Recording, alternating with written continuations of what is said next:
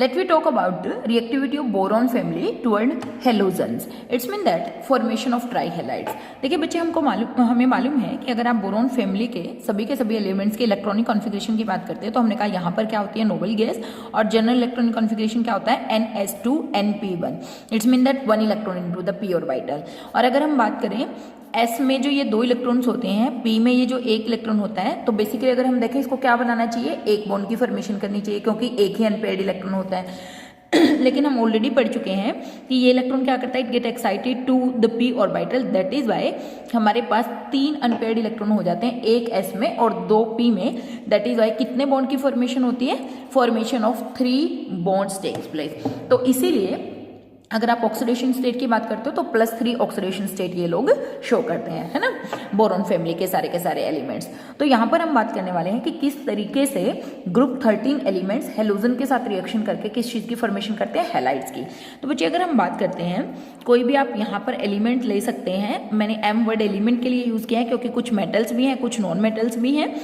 तो अगर आप इनकी बात करते हो रिएक्टिविटी की तो ये हाई टेम्परेचर पर, किस पर, at high temperature and they form trihalides. जहां पर X क्या हो सकता है, it can be fluorine, chlorine, bromine and iodine. X can be fluorine, chlorine, bromine as well as iodine. Mean सब तरीके के हैलाइड्स की फॉर्मेशन हो सकती है. ठीक है, तो अगर हम बात करते हैं बोरॉन के हैलाइड्स की, क्योंकि इसमें सबसे ज्यादा इंपॉर्टेंट जो होते हैं बेटा वो किसके होते हैं, that is halides of boron. तो बोरॉन क्या करता है, it will form BF3, BCl3, BBr3 and BI3. ठीक है, तो यहां पर अगर हम बात करें, क्योंकि हमने बात करी है बोरॉन का जो साइज होता है स्मॉल होता है, ठीक है ना, बोरॉन का साइज क्या है, स्मॉल है. ठीक है, साइज स्मॉल होने के साथ साथ हमें ये भी मालूम है इसकी आयनाइजेशन एंथैल्पी क्या है, हाई है. It have very high ionisation enthalpy. That is why boron family क्या करती है, it will form covalent compounds. Boron family वाले किस चीज की फॉर्मेशन करते हैं बेटा, formation of covalent compound take place. इसका मतलब हम ये कह रहे हैं कि ये सभी के सभी जो कंपाउंड्स हैं ये कैसे हैं, they are covalent in nature. अगर आप स्टेट की बात करते हैं तो बेटा जो BF3 होता है it is gaseous in nature. ठीक है, BCl3 और BBr3 they are liquid in state. ठीक है, और BI3 ये क्या होता है, solid. Intermolecular forces of interaction यानी कि साइज ऑफ हेलोजन इंक्रीज हो रहा है. दैट इज वाई आप बोल सकते हो स्टेट भी क्या हो रही है, इंक्रीज, क्योंकि मोलर मास बढ़ रहा है. अगर मैं इन सब की बात करूं, ये सभी के सभी स्ट्रक्चर में कैसे होते हैं, दे ऑल आर प्लेनर. क्योंकि डेफिनेटली देखिए सबका स्ट्रक्चर ऐसा बनेगा, है ना. यहाँ पे क्या है 1, 2 एंड 3 और स्ट्रक्चर प्लेनर होने के साथ साथ हाइब्रिडाइजेशन क्या है, they all have sp2 hybridisation. ठीक है, कि अगर आप चाहें तो उसको एक्सप्लेन भी कर सकते हैं. अभी हम बात करें कि बोरॉन अगर ग्राउंड स्टेट में हमने कहा कि इलेक्ट्रॉनिक कॉन्फ़िगरेशन 1s2, 2s2 और मैं एक्साइटेड स्टेट में ही डायरेक्ट बना रही हूँ. That is in excited state, this is excited state. That 2s से 1s2, 2s1 और यहाँ पे 2px1, 2py1 और ये क्या है 2pz जिसमें कोई इलेक्ट्रॉन नहीं है, यानी कि ये कैसा है, एम्प्टी ऑर्बिटल है. तो बच्चे अगर हम यहाँ पे बात करें तो सीधी सी बात है, ये तीनों के तीनों ऑर्बिटल आपस में ओवरलैप करके क्या बना लेते हैं, sp2 हाइब्रिड ऑर्बिटल. यानी कि अगर मैं स्ट्रक्चर की बात करूँ तो हम ऐसा लिख सकते हैं कि जो बोरॉन है it have 3 sp2 hybrid orbital. देखिए 1, 2 एंड 3. डेफिनेटली हाइब्रिड है तो बड़ी लोब और छोटी लोब शो करेंगे. They all have 1 electron in them. ठीक है, जब भी कोई भी हेलोजन आ रहा है, सभी के सभी हेलोजन हमने यहाँ पे बात करी सबका p ऑर्बिटल इन्वॉल्व होता है. यानी कि अगर मैं बात करूँ यहाँ पे एनी हेलोजन, एक इलेक्ट्रॉन हेलोजन अपने साथ लेकर आता है. ये प्योर p है दूसरे हेलोजन का, ये भी प्योर p है तीसरे हेलोजन का, यानी कि 1, 2 एंड 3. तो बेसिकली यहाँ पे जो बोरॉन होता है बोरॉन के पास एक जो ऑर्बिटल है वो क्या है, empty pz orbital. Empty pz. वैसे कोई जरूरी नहीं है कि pz ही एम्प्टी हो, क्योंकि हमने कहा ये सभी के सभी ऑर्बिटल क्या होते हैं, डीजेनरेट होते हैं. आप बोल सकते हो बोरॉन के पास क्या एम्प्टी ऑर्बिटल. तो ये वाला sp2 हाइब्रिड, sp2 और ये है हमारा एम्प्टी p ऑर्बिटल. ठीक है, तो यहाँ पे बेसिकली देखिए आप बेटा p एंड sp2 आपस में क्या कर रहे हैं, ओवरलैप करके बॉन्ड की फॉर्मेशन कर रहे हैं, यानी कि इस तरीके से देखिए, एक हेलोजन यहाँ हो गया, एक हेलोजन यहाँ हो गया, एक हेलोजन यहाँ पर हो गया। तो इसलिए इस तरीके से sp2 हाइब्रिडाइजेशन से क्या बनते हैं बेटा, प्लेनर स्ट्रक्चर की फॉर्मेशन होती है। ठीक है, तो this is the empty orbital जिसमें कोई भी इलेक्ट्रॉन नहीं है। क्योंकि बोरोन के पास एम्प्टी ऑर्बिटल होता है, दैट इज वाई ये हेलोजन से, ठीक है, जो मैं स्ट्रक्चर के द्वारा आपको समझाऊंगी, बैक बॉन्डिंग से बेटा इलेक्ट्रॉन ले लेता है। ठीक है, और उसके साथ साथ अगर मैं बात करूं सभी इनकी, तो ये सब क्या है, they all are electron deficient, है ना, they all are electron deficient, क्योंकि इलेक्ट्रॉन्स की कमी है, तीन तीन ही बॉन्ड बना रहे हैं। और जो इलेक्ट्रॉन डेफिशिएंट है तो क्या कर सकते हैं, they can accept pair of electron, they can accept pair of electron. और क्योंकि ये पेयर ऑफ इलेक्ट्रॉन को एक्सेप्ट कर लेते हैं, that is why they act as Lewis acids. किसकी तरह बिहेव करते हैं, ल्यूइस एसिड की तरह बिहेव करते हैं।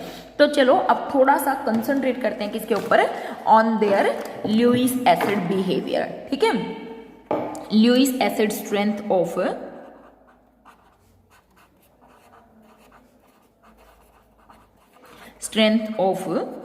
Halides of boron.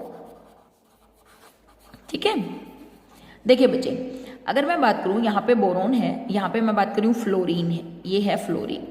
ठीक है, यहां पर हम बात करें बोरॉन, ये क्लोरीन है, और मैं एक और ले लेती हूं, मैंने कहा ये है आयोडीन, लाइक दिस। ठीक है, अगर मैं बात करती हूँ ओवरलैपिंग की, अभी अभी हमने बात करी कि जो ये बोरॉन होता है इसके पास एक ऑर्बिटल यहां पर होता है empty orbital, it have one empty orbital. और इसके साथ साथ अगर आप बात कर रहे हैं फ्लोरीन, इसके पास है loan pair of electron, chlorine के पास भी है loan pair of electron, iodine के पास भी है लोन पेयर इलेक्ट्रॉन, सबके पास है, they all have loan pair of electrons. ठीक है, लाइक दिस। ठीक है, अब देखिए क्योंकि इसके पास एम्प्टी ऑर्बिटल है तो इसीलिए बेटा इसके ये जो लोन पेयर ऑफ इलेक्ट्रॉन्स होते हैं, ठीक है, ये लोन पेयर ऑफ इलेक्ट्रॉन यहां पर डोनेट किए जा सकते हैं, और इस प्रोसेस को हम क्या बोलते हैं, दैट इज बैक बॉन्डिंग। इस प्रोसेस को बच्चे हम क्या बोलते हैं, this is called back bonding. तो बेसिकली हो क्या रहा है, यहां पर sp2 और p के बीच में जो ये CX बॉन्ड है हमारा, यानी कि boron x, sorry not CX, boron और हेलोजन के बीच में जो बॉन्ड है, यहाँ पर सिग्मा बॉन्ड की फॉर्मेशन हो रही थी पहले, यहाँ से कौन से वाली, ये कि हमने कहा पहले ये वाला बॉन्ड बन रहा है, कौन सा, ये तो था sp2 ऑर्बिटल, थोड़ा यहाँ से देख लीजिए, ये तो था sp2 ऑर्बिटल, ये था प्योर p, तो यहाँ पे sp2p ऑर्बिटल बना पहले तो, है ना, और उसके कारण हमें 3 सिग्मा बॉन्ड बने, कितने, 3 सिग्मा बॉन्ड। लेकिन उसके बाद क्या हो रहा है, यहाँ पे इस बैक बॉन्डिंग के कारण, due to the donation of electron from boron to empty orbital of fluorine to empty orbital of boron. ठीक है, यहाँ पे इस बैक बॉन्डिंग के कारण क्या हो रहा है बेटा, थोड़ा पार्शियल डबल बॉन्ड कैरेक्टर आ रहा है, यानी कि अगर मैं चाहूँ तो मैं इस स्ट्रक्चर को ऐसे लिख सकती हूँ कि बोरॉन बना, उसके साथ साथ फिर किस चीज़ की फॉर्मेशन हुई, यहाँ पे फ्लोरीन ने इस तरीके से इसके पास जो लोन पेयर ऑफ इलेक्ट्रॉन थे लाइक दिस, इसको डोनेट कर दिए, जिसके कारण मेरे पास कुछ ऐसा स्ट्रक्चर बना, double bond F, positive negative and fluorine fluorine. और इसी तरीके से ये वाला डोनेट कर दें, इसका मतलब बोरॉन, यहाँ पे फ्लोरीन फ्लोरीन और fluorine again negative and this time यहाँ पे पॉजिटिव। और एक और रेजोनेटिंग स्ट्रक्चर बन सकता है, यहाँ पे फ्लोरीन डबल बॉन्ड, इसके ऊपर हमने कहा कैसा charge, positive, fluorine and fluorine, और इसके ऊपर कैसा चार्ज, नेगेटिव। तो अगर आप देख पा रहे हैं, तो अगर मैं आपसे पूछूं क्या इन रेजोनेटिंग स्ट्रक्चर में बोरॉन आपको इलेक्ट्रॉन डेफिशिएंट दिख रहा है, तो आपका आंसर होगा नहीं, यहाँ पर बोरॉन हमें इलेक्ट्रॉन डेफिशिएंट बिल्कुल नहीं दिख रहा है। इनफैक्ट बोरॉन ने यहाँ पर क्या किया हुआ है, अपना ऑक्टेट पूरा किया हुआ है, यानी कि 4 बॉन्ड यहाँ पर बना रखे हैं बोरॉन ने। ठीक है, और बोरॉन अपना ऑक्टेट सेटिस्फाई कर सकता है किसी से इलेक्ट्रॉन लेके। ठीक है, 4 बॉन्ड तो एटलीस्ट बना ही सकता है, नेगेटिव चार्ज आ जाएगा। तो यहाँ पर क्या हुआ, अगर मैं बात करूँ क्या ये इलेक्ट्रॉन डेफिशिएंट है, तो आप कहेंगे नहीं। देखिए यहाँ पर हो रहा था फ्लोरीन का 2p ऑर्बिटल और बोरॉन का भी क्या था, 2p ऑर्बिटल। यहाँ पर भी ऐसा ही प्रोसेस हो रहा है, यानी कि ये जो लोन पेयर ऑफ इलेक्ट्रॉन्स हैं इनको बैक डोनेट किया जा सकता है लाइक दिस। तो यहाँ पर अगर हम बात करें, यहाँ पर क्लोरीन का होता है 3p और इसका होता है 2p ऑर्बिटल। अगर मैं आयोडीन पे जाऊँ, फ्लोरीन, क्लोरीन, ब्रोमीन और आयोडीन। आयोडीन का हो गया 5p ऑर्बिटल और इसका क्या 2p ऑर्बिटल। तो बच्चे अगर मैं बात करूं 2p ऑर्बिटल जब आपस में ओवरलैप करेंगे तो इनकी ओवरलैपिंग जो होगी वो मैक्सिमम होगी, यानी कि मैक्सिमम एक्सटेंट ऑफ ओवरलैपिंग। क्यों? क्योंकि सेम ऑर्बिटल है। अगर मैं 2p और 3p की बात करूं डेफिनेटली बैक बॉन्डिंग थोड़ी सी पुअर हो जाएगी। और अगर मैं फिर ब्रोमीन और फिर आयोडीन पे पहुंच जाती हूँ तो बैक बॉन्डिंग क्या हो जाएगी, वेरी वेरी पुअर हो जाएगी। इट्स मीन दैट इस केस में ये जो बैक डोनेशन हो रहा है वो पुअर है कंपेरेटिव टू दिस वन। तो क्या मैं ऐसा बोल सकती हूँ कि ये वाला बोरोन जिसको हमने कहा कि अब इलेक्ट्रॉन डेफिशिएंट नहीं बचा किसके कारण, बैक बॉन्डिंग के कारण, ये वाला बोरोन ज्यादा इलेक्ट्रॉन डेफिशिएंट है या ये वाला? तो आप कहोगे क्योंकि फ्लोरीन ने तो इसको अच्छे से इलेक्ट्रॉन डोनेट कर दिए, क्योंकि बैक बॉन्डिंग का कॉन्सेप्ट यहाँ पर बहुत ज्यादा हो रहा है। लेकिन यहाँ पर अगर हम बात करें ये वाला बोरोन इतना ज्यादा बैक बॉन्डिंग नहीं कर पाएगा। क्यों? क्योंकि ऑर्बिटल्स का साइज में डिफरेंस है। 2p ऑर्बिटल और 5p ऑर्बिटल में पुअर ओवरलैपिंग होगी और इस पुअर ओवरलैपिंग के कारण पुअर बैक बॉन्डिंग होगी और इस पुअर बैक बॉन्डिंग के कारण ये वाला बोरोन जो है वो थोड़ा बहुत इलेक्ट्रॉन डेफिशिएंट है। ठीक है, इट्स मीन दैट क्या मैं ऐसा बोल सकती हूँ कि अगर ये इलेक्ट्रॉन डेफिशिएंट ज्यादा है तो ये अच्छा ल्यूइस क्या हुआ, बेस हुआ। क्यों? एसिड हुआ, सॉरी, क्योंकि ये किसी और से इलेक्ट्रॉन डेंसिटी बहुत आसानी से एक्सेप्ट कर लेगा। इट्स मीन दैट अगर मुझे हैलाइड्स की क्या करना है बेटा, ल्यूइस एसिड स्ट्रेंथ का ऑर्डर लिखना है, तो देखिए हम क्या लिखेंगे। ठीक है, सबसे अच्छा कौन हो गया, Bi3। सबसे अच्छा कौन हुआ बच्चे, Bi3। उसके बाद कौन हुआ, BbR3। उसके बाद कौन हुआ, BCl3। और उसके बाद कौन हुआ, BF3। It's mean that Bi3 सबसे ज्यादा अच्छा, उसके बाद ये, इसके बाद ये। इट्स मीन दैट हम बात कर रहे हैं, मैं नीचे से ऊपर की तरफ जा रही हूँ क्योंकि बोरोन फ्लोराइड यहां से यहां की तरफ जा रहे हैं तो overlapping between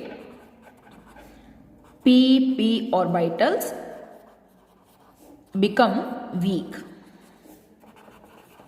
due to difference